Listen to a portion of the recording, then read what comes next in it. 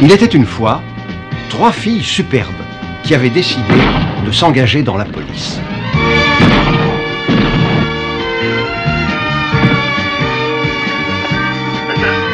Mais on les avait cantonnées dans des travaux bien peu passionnants.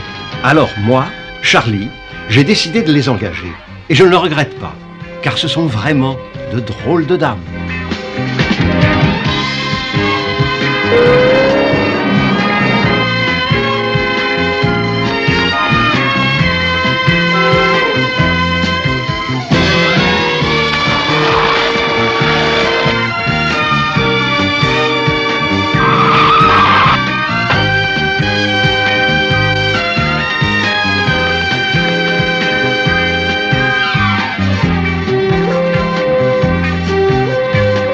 أستاذ عبد الواحد أستاذ سؤال بسيط على ما قالوا لي هنا في التعليق 72 مليار سمعتي يا أستاذ؟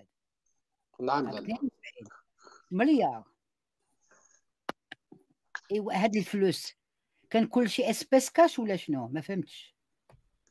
سولي عفاكم عاوتاني ما معنى 72 مليار؟ ما يجمع الفم مدام. لا هو 72 مليار هل يعقل؟ ميزانية الدولة هذه. لا عينو جماعة لا هو 72 مليار هل يعقل الخوت؟ زعما داكشي داز بين اليدين ليكيد ولا شنو؟ ليكيد بكاش.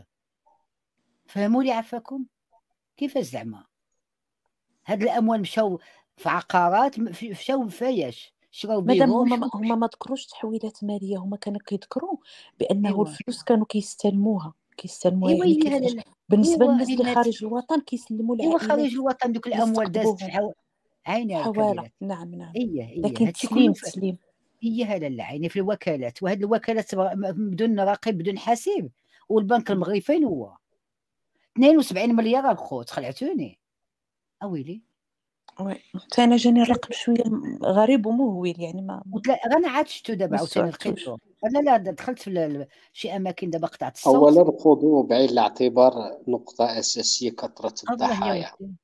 كثرة لا خلي شوف كثرة ماشي الضحايا، كثرة عرفتي شحال ضحيه؟ المساهمين. عرفتي شحال ضحيه؟ واش عرفتو الرقم صحيح فعلا انا لقيتو دابا.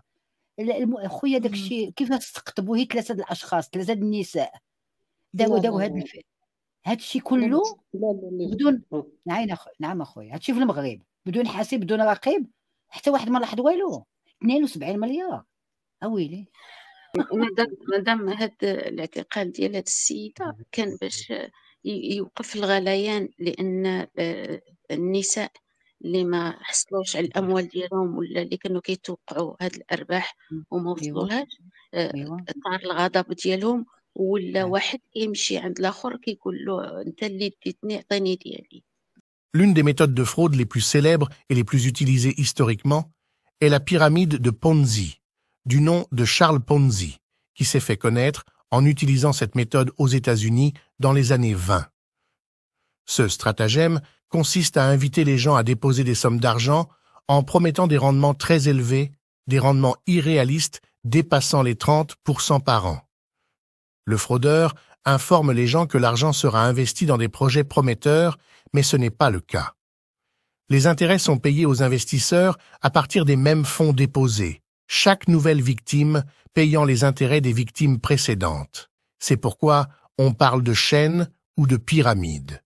Plus le nombre de victimes et les montants déposés augmentent, plus ces fonds s'accumulent entre les mains du fraudeur, qui décide un jour de s'enfuir avec tout ce qu'il a pu collecter.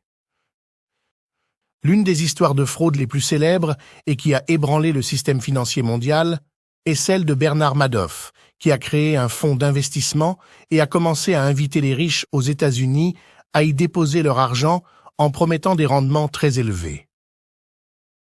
Madoff a commencé son stratagème au début des années 70 et a réussi, grâce à ses compétences persuasives et manipulatrices, à se bâtir une solide réputation dans la communauté des riches américains.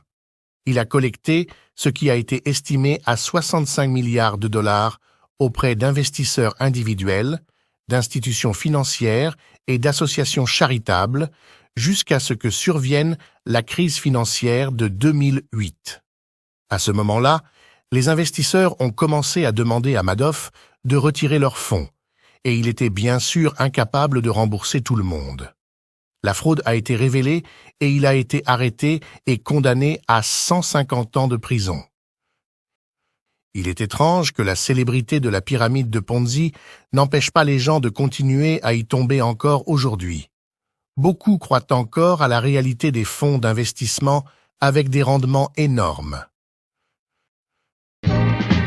Il était une fois 3 filles superbes qui avaient décidé de s'engager dans la police.